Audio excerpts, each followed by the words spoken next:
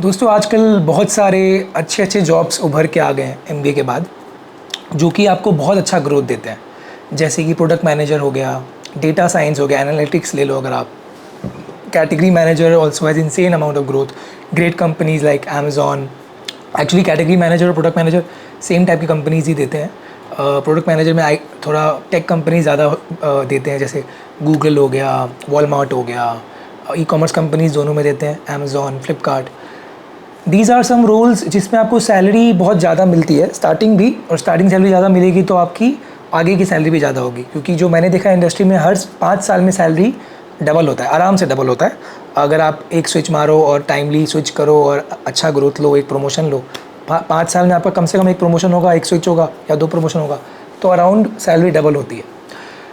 लेकिन मैं आपको जो बताने वाला हूँ इस वीडियो में कि एमबीए के बाद आज भी, मैं थोड़ा ओल्ड स्कूल हूँ, आज भी लाइफ में आपको जो मेरे हिसाब से मेरा फेवरेट प्रेफरेंस है, सबका अपना प्रेफरेंस होता है, और मैंने रिसर्च करके देखा है कि आगे जाके CXOs जो सबसे जल्दी बनते हैं या ज़्यादा बनते हैं, वो इस रोल वाले बनते हैं।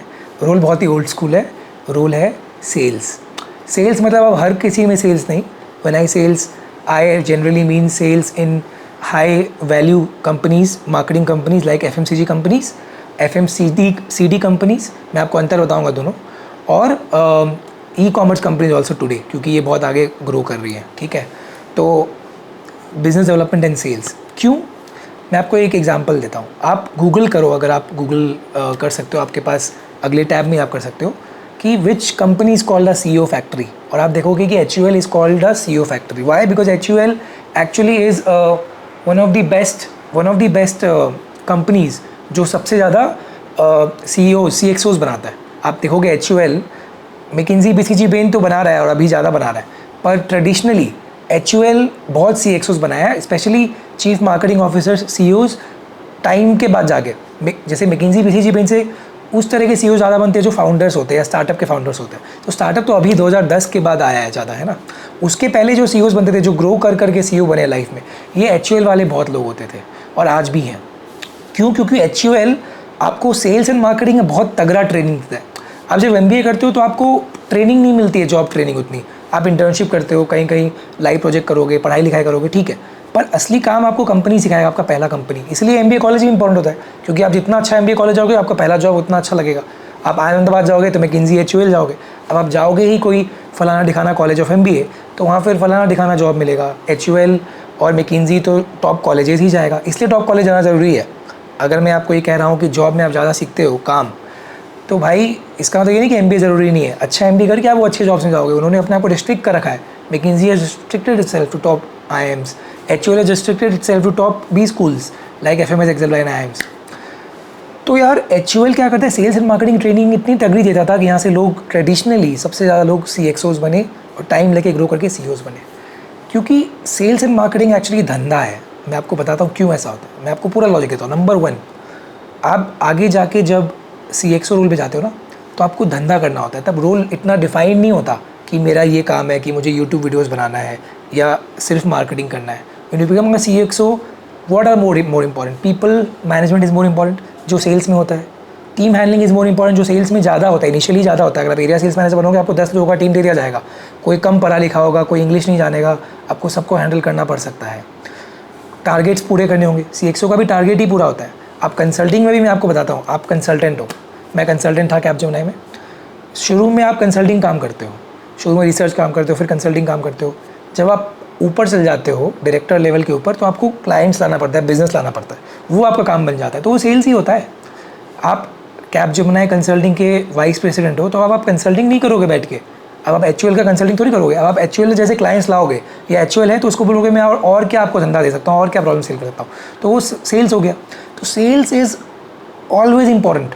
आप अंबानी को देख लो, वो कहीं ना कहीं सेल्स कर रहा है, बड़ा बिजनेस कर रहा है, पर बिजनेस मतलब क्या, धंधा कैसे लाना है, और वो धंधा लाने के बाद बाकी चीज़ें करनी है, तो वो हम करेंगे। तो यार this is why sales is very very important. Number 1 is because of the fact that it is unstructured. Number 2, you deal with customers. Business में आप कस्टमर से डील करते हो, सेल्स में डायरेक्टली कस्टमर से डील करते हो।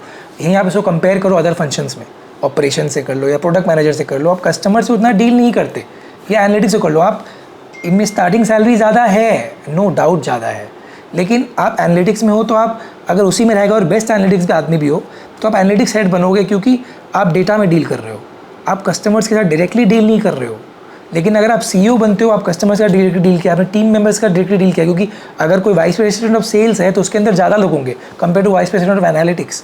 तो इन वजह से अगर आपको जॉब में ही रहना है, अगर आपको CXO लेवल पे जाना है, मैंने देखा है सेल्स मार्केटिंग वाले लोग जल्दी जाते हैं, और नहीं भी जाए तो चीफ सेल्स ऑफिसर भी बने, चीफ बिजनेस ऑफिसर सेल्स वाले लोग ही होते हैं। चीफ बिजनेस ऑफिसर मतलब बिजनेस लाना, बिजनेस लाना मतलब धंधा लाना, धंधा लाना मतलब सेल्स।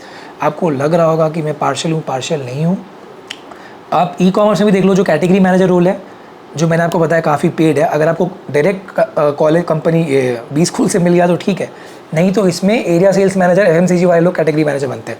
अगर आप ASM HUL में बने 2 साल, आपको लग रहा है कि यहाँ थोड़ा ज़्यादा मगजमारी है, ज़्यादा ट्रैवल है, थोड़ा आराम चाहिए, मतलब in terms of working from office, brand manager role नहीं मिल रहा है, तो आप ई-कॉमर्स से कैटेगरी मैनेजर रोल अपना अप्लाई करो, आपको मिल जाएगा। यहाँ पे फिर आप इन FMCG वालों से डील करोगे। फॉर एग्जांपल आप अमेजॉन पैंट्री के कैटेगरी मैनेजर हो, तो अमेजॉन पैंट्री में HUL बिकता है, ये सब कंपनीज FMCG कंपनीज बिकते हैं, तो आप उनके वेंडर्स के साथ डील करोगे, उनके ASMs के साथ, डिस्ट्रीब्यूटर्स या जो भी उनके साथ, कि यार हमें कम दाम में तुम माल दो, हम यहाँ पे बेचेंगे। और ये लोग भी जाके फिर ग्रो करते हैं, चीफ कैटेगरी हेड्स बनते हैं, अपने कैटेगरी के हेड ये लोग ही बनते हैं।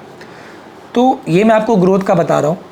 If you have to choose one job and if you are interested in it, मैं मार्केटिंग में नहीं कह रहा हूँ, मैं सेल्स कह रहा हूँ, ये मैं कह रहा मार्केटिंग कह रहा हूँ। पहले सेल्स करो फिर मार्केटिंग करो, चलेगा, पर 3-4 साल sales experience is worth it.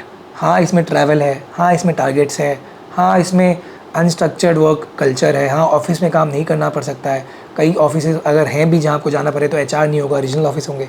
पर अगर आप पहले 3-4 साल सक लिए ना, sky is the limit. All the best, stay safe and take care.